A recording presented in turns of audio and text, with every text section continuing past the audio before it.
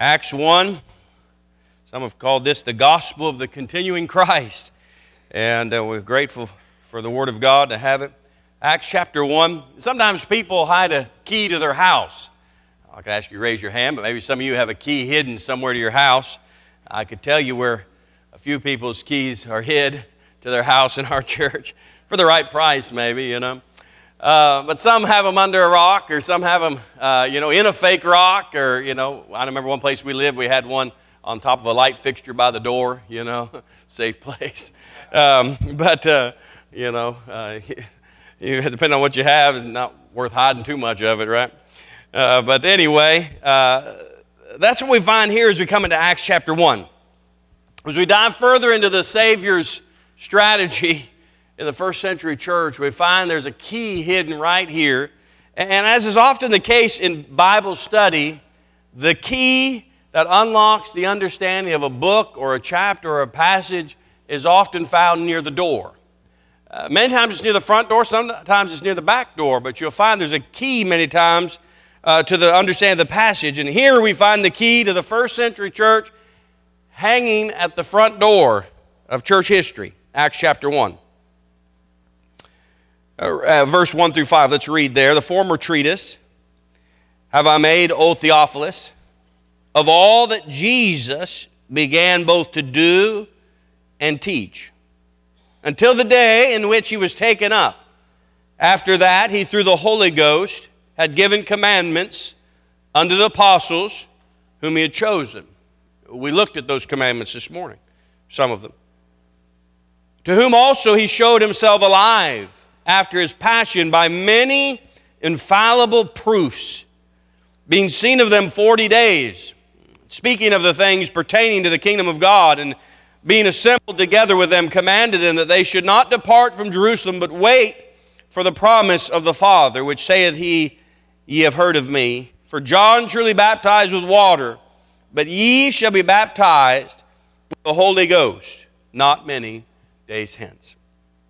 I'm bringing this message tonight entitled, The Key That Unlocks the Exploding, Multiplying, Discipling Church. Try to get a real long title so Michael has to type a lot in there. The key that unlocks that. Would you pray with me? Father, help us now. As we look in your word, oh Lord, please, would you speak now? Would you take the service where you'd have it go? Lord, would you stir us? Would you help us, Lord, in the moments, the days, the hours, the time we have left before we see your face, to be obedient Christians, true followers, true disciples of our Lord and Savior, Jesus Christ. We'll thank you for what you'll do. In Jesus' name we pray. Amen. We believe the church began with Christ and his disciples and was empowered at Pentecost. We give the definition of the church, a group of baptized believers who have voluntarily joined together to carry out the Great Commission. And so it's an assembly of baptized believers who have voluntarily joined together to carry out the Great Commission, what God's given us to do. It's interesting that this book here is called the Acts. The Acts. That's A-C-T-S. All right, Acts. All right. The Acts. Not the intentions, not the plans, not the hopes, not the ambitions, not the studies, not the meditations, not even the sermons. It's called the Acts of the Apostles. As I like to say, the acts of the Holy Spirit through the Apostles, through His church, or the acts of the Apostles by the Spirit. It's like I said earlier, the book of the continuing Christ. Is Christ now no longer here bodily, is at work in every one of His church's bodies as they yield to Him, yield to His Spirit in them. Christ in you, the hope of glory. So I want to see three things as we look at and zero in here on this key. Number one, we'll see a previous document. Number two, a personal disciple. Number three, a plain declaration, a purpose of the writing. We see that all from verse 1. Look at verse 1 if you would. The former treatise have I made, O Theophilus, of all that Jesus began both to do and teach. So we see, first of all, a previous document, the former treatise. We'll look at it in just a minute, but the previous document is the Gospel according to Luke. I always thought that was interesting. Maybe you wondered about it too. I understand Matthew, he was one of the disciples. I understand why he wrote a gospel record. And then Mark, well, they call that the Gospel of Peter. John Mark was Peter's Timothy, if you will. And then I get John, obviously the beloved John, the beloved apostle. But why Luke? Where does Luke come from? And then even as you read Acts, you think, who's the author of Acts? Well, it's got to be Paul, right? Or Peter, one, but it's Dr. Luke. And so it's very interesting as you begin to realize, where did this come from? Who's this Dr. Luke? You ever wondered about that? He mentions a former treatise here, a previous document. Of course, he's talking about the Gospel according to Luke.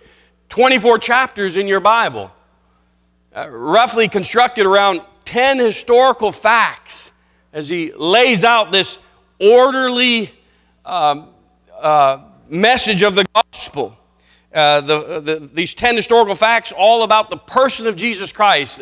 The 10 facts are his virgin birth, his sinless life, his baptism, his temptation, his transfiguration, his Garden of Gethsemane struggle, his crucifixion and his death, his burial, his resurrection, and his ascension. Especially amazing as you consider a medical doctor writing the most extensively of all the gospel writers about the virgin birth. Most medical doctors don't want to ever admit to any miracle or miraculous thing, right? We believe in science. Okay. Anyway, but you know what I mean. And so he assures of the virgin birth. Think of that. When we go to the Christmas story, where do we go? Luke. Right? Luke chapter 2. That's the most extent. And he emphasized the fact that she was a virgin. Pretty amazing. This is a medical doctor. So who is Luke? Who is this Luke? And how does he get in the story? Well, Colossians chapter 4, we were just singing from Colossians chapter 3. Colossians 4:14 says this, Luke, the beloved physician, and Demas greet you. And so he's at this time writing. He's already with the Apostle Paul as he writes this book to Paul writes the book to the church at Colossae. He calls him Luke, the beloved physician. But how did this medical doctor get involved in gospel apologetics, if you will? How did he get involved in writing 2 books of our New Testament? Really, if you start looking at it, in volume, it's about 1/4 of our New Testament. If you look at pages, volume of the New Testament. Well, Acts 16:6. Paul and Silas come to the region of Galatia. This is on Paul's second missionary journey, if you ever looked at a map of Paul's missionary journeys. And while he's on this journey, Paul apparently contracted some type of malady, a thorn in the flesh. Many believe a very serious eye disease. And I'll show you why they believe that in just a minute. Actually, go to Galatians. We're going to come back to Acts here, but go to Galatians, if you will. Look at Galatians chapter 6. Galatians. It could be that he had the disease already, and as you get older, things get worse, right? And so maybe it just gets worse here on this trip, and it gets to the point where it's incapacitating. Look at Galatians chapter 6. Again, the reason we know there was this issue is because of what the Bible says. Galatians 6, verse 11. Look at it. Paul says here, ye see how large a letter I have written unto you with mine own hand. Now, if you read the book of Galatians, often these epistles I read in one sitting. You can easily do that. So it's not a long letter. It's not the book of Isaiah, right? That'd be a large letter. But he's talking about the size of the letters. See, how large letter I've written in my own hand, because he couldn't see. He was having trouble with his eyes. You say, well, how do you know that? Well, look at Galatians 4. You're in Galatians. Look at Galatians 4, verse 13. Ye know how through infirmity of the flesh I preached the gospel unto you at the first, and my temptation which was in my flesh ye despised not. Now, it may have been like someone with pink eye, it's awful to look at him. And maybe he had an eye weeping down, but ye despised not, nor rejected, but received me as an angel of God. That word angel, like in Revelation, a messenger of God. Even as Christ Jesus. Verse 15. Where is then the blessedness ye spake of? Here you record that if it had been possible, ye would have plucked out your own eyes and have given them to me. Now that's odd. Unless he has an eye problem, why are people going to pluck out their eyes and give them to him? You know? People tonight, do something for me. Pluck out your eyes and give them to me. You know why? That would be just random, right? But it makes a lot of sense if that was his issue. He had an eye problem. And here's the greatest Christian to ever live. Here's the greatest missionary ever, right? And they're saying, oh, he's poor. Boy, if it was possible, we would have given you our eyes so you could see Paul to continue and be as effective as possible in what God's called you to do. And it's amazing here how God works, because if I was to ask you, why didn't God heal Paul? Well, somebody would say, well, because what the Bible says in 2 Corinthians chapter 12. In 2 Corinthians chapter 12, verse 9, he says he's talking about his conversation with the Lord. He asked him thrice to heal him of this thorn in the flesh. And he said unto me, Jesus said unto him, he's saying, my grace is sufficient for thee, for my strength is made perfect in weakness. Most gladly, therefore, will I rather glory in my infirmities, that the power of Christ may rest upon me. But God, see, doesn't just work in your heart. I think it's amazing here how God works. He doesn't work just in your heart. You know, all of us are so self-centered by nature. We have to ask God to help us to die to self and have the Lord Jesus first, then others. Brother Kilpatrick, when he was preaching in my absence, talked about joy and talked about humility, I'm thinking of the acrostic, Jesus, others, you. But he talked about it's not just thinking of yourself less, it's not thinking of yourself at all. But that's our nature. We think of self and how God's working in my life. But you understand, God is not just working in your life. God's not just working in my life, in my heart, in your problem or your disease. It's not just for you. God's using it in other people's lives. In fact, the Bible would tell us, no man liveth unto himself, and no man dieth unto himself. Everything that happens in our lives affects other people. It's not just you. It affects all of us, doesn't it? And so he's at work in others' lives. And here God was using this malady to work in other people's lives. This eye problem, apparently. And God is always at work on the other end. I love that. If you're dealing with a problem, maybe you're dealing with a problem with another person, God is at work on the other end. You see that in Joseph's story so evidently in Genesis there, where his brothers and all that had happened, and he finds out, even though he might have thought his brothers had forgot about him all years later, the second they run into hard times, they start turning to one another and say, see, it's because we saw the anguish of our brother's soul. We didn't care. And God was at work still in his brothers' lives. God doesn't throw anyone over. Don't you love that? God doesn't give up on anybody. He's always at work still. Now, they have to make a choice, and no one can make the choice for them. But God's at work on the other end. And so even in Paul's malady, yes, it was for Paul. He says as much in 2 Corinthians that in my weakness I'll know his strength. But it wasn't just for Paul. And that's what I'm trying to get at. God is going to use Paul's illness to recruit one of his leading spokesmen of the New Testament, Dr. Luke. That's pretty amazing. You say, well, what happens? Well, now continue in Acts there, if you would. Look at Acts 13. Acts chapter 13. We see a changeover as you read the book of Acts, if you're paying attention, from the pronoun they to the pronoun we. In fact, in your Bible, when we get there, I'll show you, you might even have a little note that says here we begin the we part of the book of Acts. But notice Acts chapter 13 and verse 5. And when they were at Salamis, they preached the word of God in the synagogues of Jews, and they had also John to their minister. Verse 6, and when they had gone through the isle, and it goes on like that. Now look at chapter 14.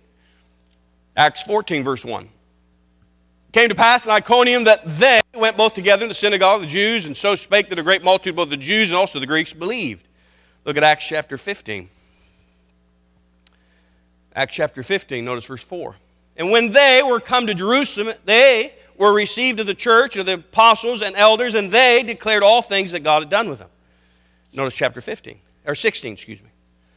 Here we see this transition. Look at verse 6.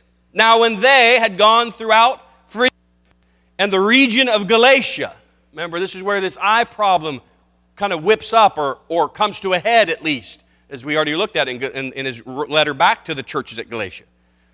And were forbidden of the Holy Ghost to preach the word in Asia after they were come to Mysia. they essayed to go into Bithynia, but the Spirit suffered them not. And they, passing by Mysia, came down to Troas. And a vision appeared to Paul in the night. And there stood a man of Macedonia and prayed him, saying, Come over into Macedonia and help us. And after we had seen the vision, immediately, what's the next word? We. How many have a note beside that word in your Bible? Got a note?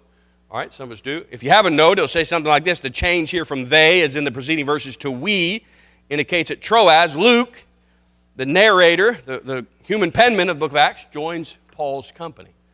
And so keep reading verse 10. Immediately we endeavored to go into Macedonia, assuredly gathering that the Lord had called us to preach the gospel unto them. Therefore, loosing from Troas, we came with a straight course to Samothracia, and the next day to Neapolis.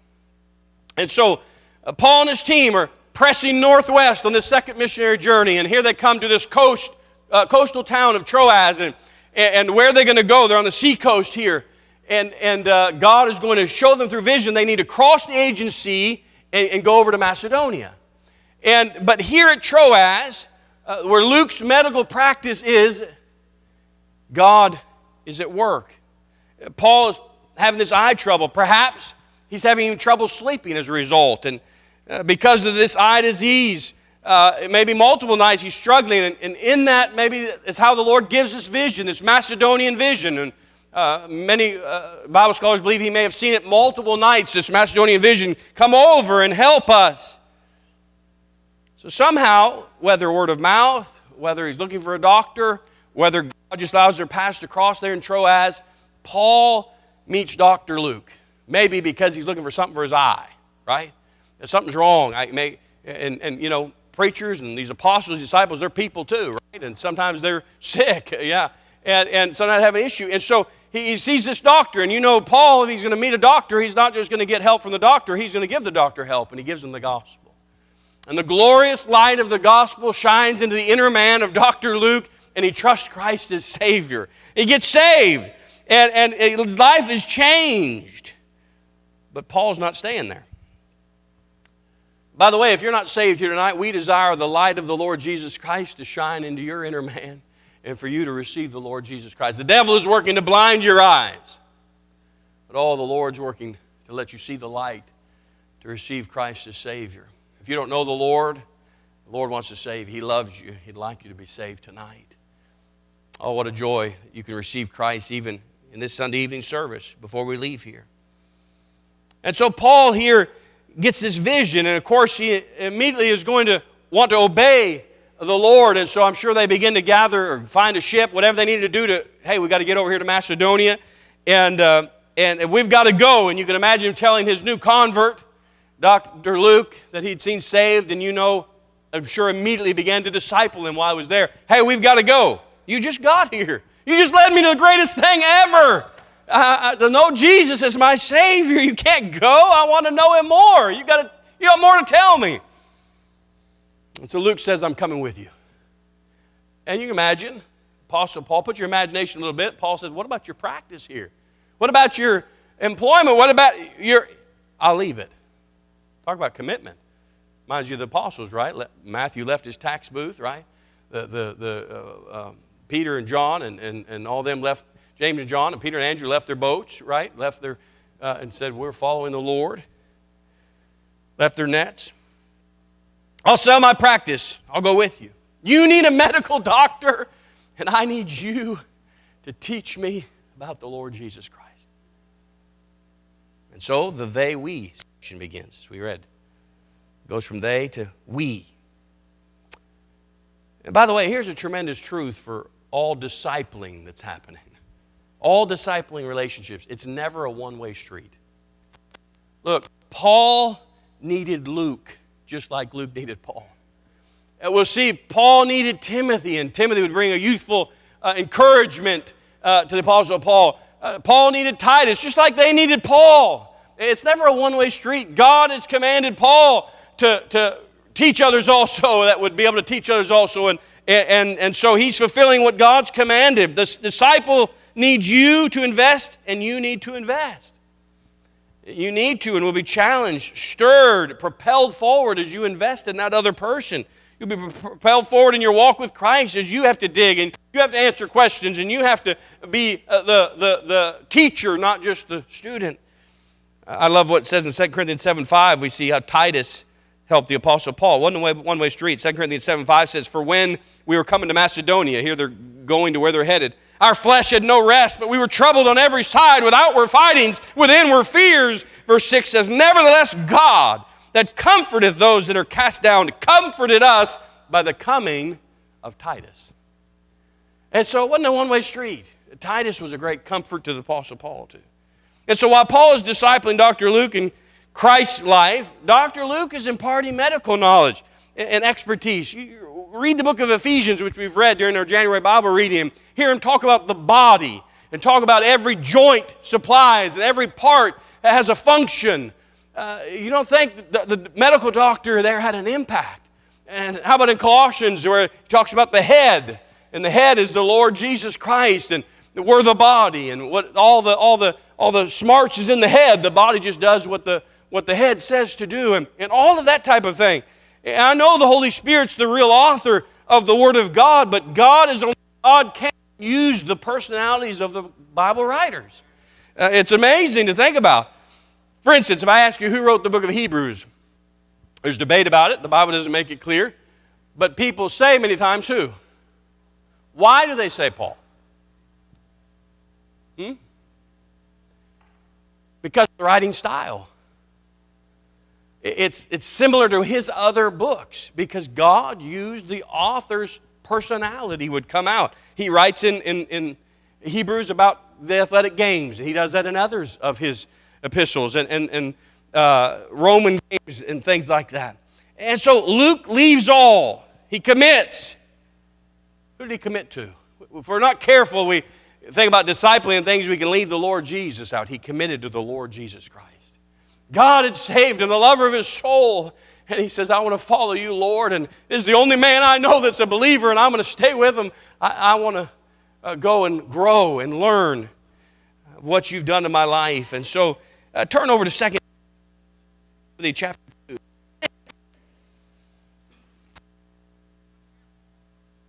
Committing and being a disciple and leave Jesus out. Look at 2 Timothy 1. The Bible says, Thou therefore, my son, be strong in the grace that is in Christ Jesus. And the things that thou hast heard of me among many witnesses, the same commit. There's that word. Commit thou to faithful men who should be able to teach others also. Thou therefore endure hardness as a good soldier of Jesus Christ. No man that warreth entangleth himself with the affairs of this life, that he may please him who hath chosen him to be a soldier.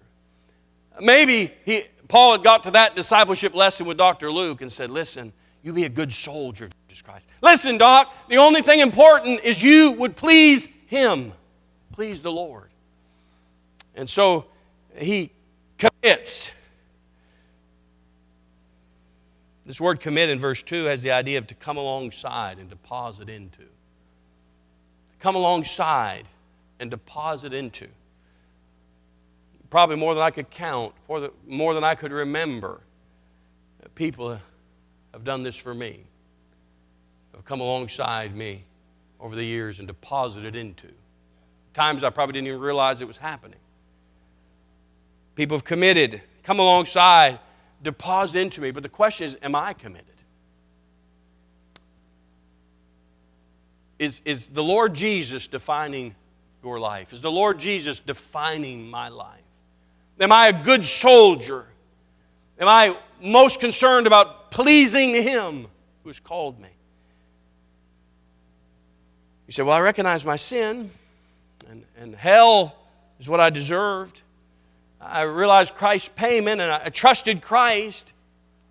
Praise God for that. But we find in the Bible so much more than just trusting Christ. Again, we talked about, here's Matthew left his tax booth. Here's the fishermen left their nets and boats. Here's Luke leaving his doctor practice to go to pursue the Lord Jesus Christ. Talk about commitment. Sometimes, well, I don't know if I can do something because I don't want to overcommit. Overcommit to the Lord Jesus Christ. The one that hung on the cross for you and gave his life, bled and died for you, you're afraid of overcommitting? Turn over to Matthew 19, would you please? Matthew 19. This is Sunday night. It's okay. We'll turn a little bit more in the Bible. Look at Matthew 19. Look at verse 27. Jesus is trying to help the disciples. They were human too, you know. And the disciples have just seen the rich young ruler come. And Jesus says, go give it all away and follow me. But he doesn't. He leaves and keeps his money. Kept all his stuff. He kept his boat, you know. He still had his good paying job, or he still had all his things. And so these men are human. The Bible says in verse 27, then answered Peter, Matthew 19:27, and said unto him, behold, we've forsaken all and followed thee. This guy got to keep all his stuff. But we forsook all, Lord, to follow thee. What shall we have therefore? And Jesus said unto them, verily, or truly, I say unto you that ye, which have followed me in the regeneration, when the Son of Man shall sit in the throne of his glory, ye also shall sit upon 12 thrones, judging the 12 tribes of Israel. That's for the apostles. We can't get that. But the next verse is for me and you. And every one that hath forsaken houses, or brethren, or sisters, or father, or mother, or wife, or children, or lands, for my name's sake, shall receive 100-fold, and shall inherit everlasting life. Oh, I love it. You say, why does it mention family like that? Well, sometimes family, they say, we're going to have a family reunion. It's going to start Sunday at 1 o'clock.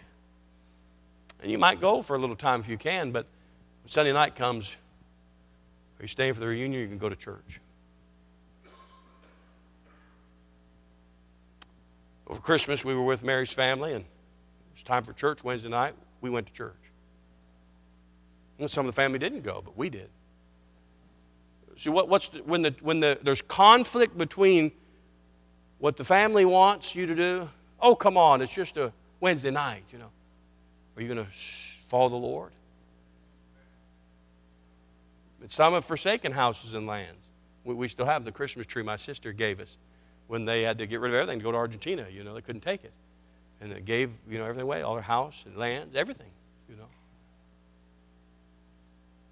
And they've done this. And God says, you're going to be rewarded. Everyone that does it. That's me and you. You say, well, God didn't call me to leave everything. Yeah, but what guides your life? So many people, their life is all about that. House, brethren, sister, father, mother, wife, children, lands.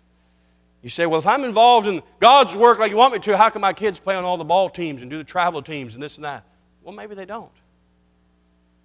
Look, they're not going to make the professionals. And even if they would, that's probably the worst thing that would ever happen to them. I can introduce you to some people I know that ruin their life. Why do we think that's so important? But we could give up some things. Is it worth it for the cause of Christ? See, that's what the disciples are asking. Then I want you to notice verse 30. But many that are first shall be last, and the last shall be first. Why does he put that there? Because when the rich young ruler walked away, everybody thought he's first. Look how sharp he is. Look how good looking he is. Look how wealthy he is. Look how well he's done for himself. This rich young ruler, man, that guy's first. His disciples, their clothes aren't new. They don't even have a place to sleep tonight.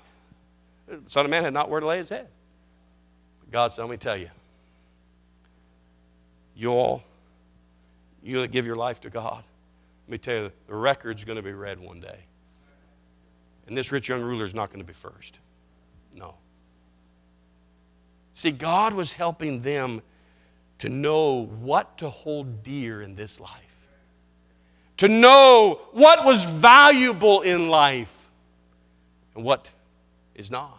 You know, we admire this in the business world. People admire an entrepreneur who will go all in on his idea, will go full bore, and man, I lived out of my car for, so long, but then he made it. And people admire that. Wow, he really committed and jumped all in. And man, I was reading an article this week about a guy that got involved in Bitcoin when it was worth $10. Well, Bitcoin's per coin's like 40-some thousand right now, and up to 60-some thousand not too long ago. And he bought a bunch of Bitcoin when it's $10. Well, he's a big money man. People admire that. Oh, wow, he went all in on Bitcoin. But how come when it comes to the cause of Christ, well, you don't want to get fanatic. Be careful, don't overcommit now. No, you don't want to do too much, I mean, you got a life still and things. Isn't that funny? Whereas the Bible, the people that we look at in the Word of God, they committed, they went all in with Jesus. They put their lot in with Him and said, Lord, our life is all about you. My life is your life. Wow. Oh, may God help us. It's convicting, isn't it? Is He not worthy of it all? Can we not trust Him?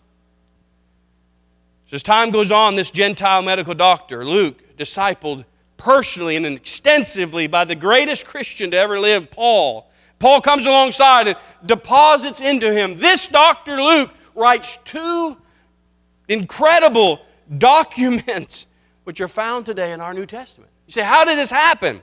What does it reveal to us about the disciple-making mandate of the Great Commission like we looked at this morning? This key that unlocks the first century church, the exploding, the multiplying, the discipling church. Well, get ready. Massive truth coming. Buckle your seatbelt.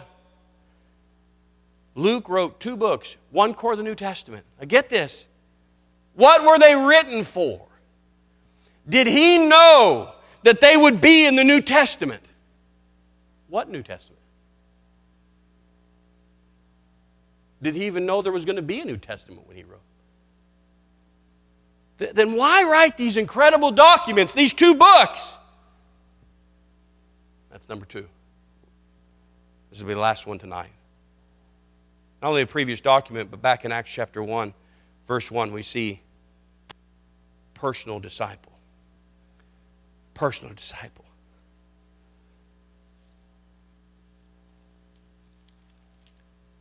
The former treatise have I made, O Theophilus, of all that Jesus began both to do and teach. So here, this personal disciple is identified. Now, I told you put on your seatbelt. 1/4 of the New Testament by volume was written to one person. One man. His name's Theophilus. Turn over to Luke chapter 1. Look at it. Luke chapter 1. The genius of the gospel. The gospel of Christ maximizes, as our Lord did, the value of one. What God can do in one life. D.L. Moody had heard someone say, the world is yet to see what God could do with one man, wholly committed, wholly surrendered to the Lord. And he said, by the grace of God, I'll be that man. And God used Moody like, you look it up, shook 2 continents for God. A man with a 5th grade education. The genius of the gospel is it maximizes the value of one, the value, the purpose, the meaning, the usefulness of one. One, and the responsibility of one. Each individual. You see, we're, like I was trying to say this morning, we're not just after a crowd and counting people, but developing people who count. That's what God was about. See, it really maximizes the value of one. We're not saying individuals are important or some people don't count. No. Every person counts. God wants to use every person, every believer.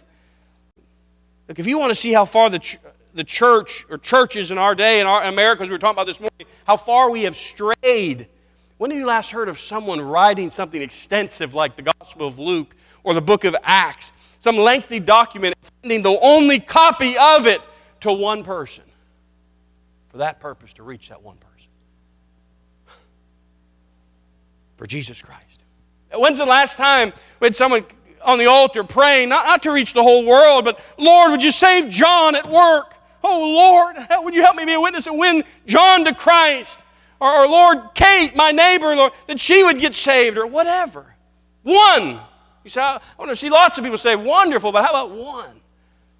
See, the Bible emphasizes how many times Jesus would excuse himself from multitudes and go meet that woman at the well. Or go to meet Nicodemus, or all these people thronging him and look up in a tree and say, Zacchaeus, come on down, we're going to go to your house. The value of one over and over to the Lord. It was evident, it was obvious, because that's how God's work is done. One person at a time. One person imparting their life to one other person. You take newspaper and shred it on a bright sunny day. Take a magnifying glass and put that magnifying glass over that paper and get that bright spot and wave it around like this. What'll happen? Nothing. Nothing will happen. You're right. I'm almost there. But you hold that still, that one point on one part of the newspaper, you're exactly right. It'll catch fire. And when that one spot catches fire, what happens to all that newspaper? It'll all burn up. See, the Lord Jesus, He puts His light on one. And many ones, but one. Not some big crowd. See, the world's way is get a bunch of people together. Let's get a bunch of people together. We're all going to rally. We're going to change things. We all get together and change it. But that's not how God works. Oh, God may impact a whole bunch of people, but He's going to work through individual people. God doesn't need a mass force. God needs you. Because God in me and God in you can do the miraculous through His remnant. God did it through 120 in an upper room. The whole world heard the gospel. Wow. Theophilus is that one point. Jesus is the sun, if you will, in that illustration. Luke is the magnifying glass, and Theophilus is that one person he's trying to reach. You think about that. The fire starts and it's burning still. Back to our earlier question, why did Luke write these two documents to one person? You're in Luke. Look at Luke chapter 1. Luke chapter 1, verse 1. For as much as many have taken in hand to set forth in order a declaration of those things which are most surely believed among us, even as they delivered them unto us, which from the beginning were eyewitnesses and ministers of the word, it seemed good to me also, having had perfect understanding of all things, from the very first, to write unto thee in order, most excellent Theophilus, that thou mightest know the certainty of those things wherein thou hast been instructed. So here is a Greek, Luke, Dr. Luke. He was a educated man, a physician, a doctor. And when he heard the gospel, I'm sure, Paul was a very educated man. He was able to help him. Maybe he had lots of questions. Paul answered them. Paul sat at the feet of Gamaliel. I mean, he knew he was a brilliant man, had a big pedigree. And so maybe God used it, especially with Dr. Luke. It doesn't matter. You don't have to be big educated. God used the gospel through any person, even someone D.L. Moody that wasn't greatly educated. But regardless, here, this Greek man, this educated man, Luke, has a heart and desire to reach Theophilus, who's evidently, he calls him most excellent Theophilus. He's another Greek that is an educated man that is unconvinced of the gospel. He'd heard it, the Bible says here in verse 4, that thou mightest know the certainty of those things wherein thou instructed. So he'd heard the gospel, but he's unconvinced. Well, Luke's convinced. Luke's saved. Luke says, let me tell you, he says in verse 1, most surely believed among us. In verse 3, I have perfect understanding. And so he says, I'm going to set this record in order. I'm going to write this document. And he sends it to him that he might be convinced. Wow. Theophilus had balked at the truth, but now his friend, his colleague, I don't know the situation. We don't know who Theophilus, but sends this gospel record it would become, this letter, this document about our Lord and Savior Jesus Christ. Lays out the facts, the truth of Jesus and what He did. So what's the purpose of the writing? It's to win one man. Think of the study. Can you imagine having to write something like the Gospel of Luke? Think of the study. Think of the lengthy research. He says here that it seemed good to me also, having had perfect understanding of all things from the very first, to write it in order. So he painstakingly worked at this, to put this in order. Laborious work, tedious writing, all for one man, as far as he knew. We have no knowledge that he knew it would end up in the Scriptures. We know there were other letters written by Peter and other letters written by Paul that were not included in the canon of Scripture. But here, his purpose is clear, and God puts it in the Scriptures for us to see, to reach this one man with the gospel. Say, did the gospel, according to Luke, did it accomplish the task? Well, yes, because of the title of the second book we read earlier in Acts chapter 1.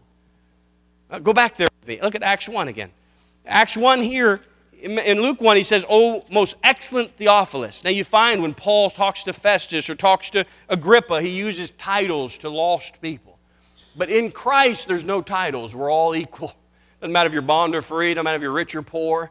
And here in Acts chapter 1, notice he says, "Have I made, O Theophilus?" He's a believer now. He's received Christ. So the natural question is, why write the second book? Why write the second letter? Why the 28 chapters of the book of Acts? Why write the second document if the man's saved? If the man was won to Christ by Luke, why is the second necessary? Friends, I'm not sure we're ready for the answer. But this is what you find in the Word of God. The answer is, and I think it shows the tragic and maybe I should say sinful defect of the 21st century church, is you see the purpose of Christ has but barely begun when someone trusts Christ as Savior. Hey, Andrew got saved this morning. I'm wonderful. He professed Christ. Wonderful. But that's just the beginning of what God wants to do. It's just begun when a person is saved. It is God's intention to involve each of His followers, all born-again believers, in world visionary, world impacting, disciple making. It's His design that each believer be a reproducer of reproducers with the uttermost part of the earth constantly in mind. It's His intention that we follow His pattern, and like Christ did with His 12 disciples, to see the masses through the man and impact the man that will build that man to impact the masses. So the book of Acts was written by Dr. Luke to introduce Theophilus in concept and conduct to the world-changing, world-moving, turn the world upside-down strategy of Jesus Christ. Look at Acts chapter 1, verse 1. "The former treatise have I made, O Theophilus, of all that Jesus began both to do and teach." And I love that word "began," because Jesus did not end the work of the church, He began it. So how is it continued? By the Holy Spirit of God in you and in me. He just began it. He set things in motion. He founded the church, and it continues through us. Did it work? Did Theophilus commit as Luke had committed? Like Paul? Because Paul had committed? Because Jesus Christ obeyed the Lord and He committed? Did it work? Well, in some ways it's good we really don't have a full answer in its entirety, because it shows that regardless of the outcome, regardless if the believer ever produces, every believer must be given maximum opportunity through personal enlistment, personal investment, personal equipping. Everyone's valuable. But we are reading the Gospel of Luke in our Bible. We are reading the book of Acts in our Bible. They didn't have photocopiers back then. He didn't save it on his MacBook or on his PC.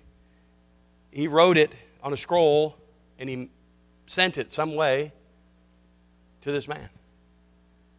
And so you would think he didn't throw it in the fire.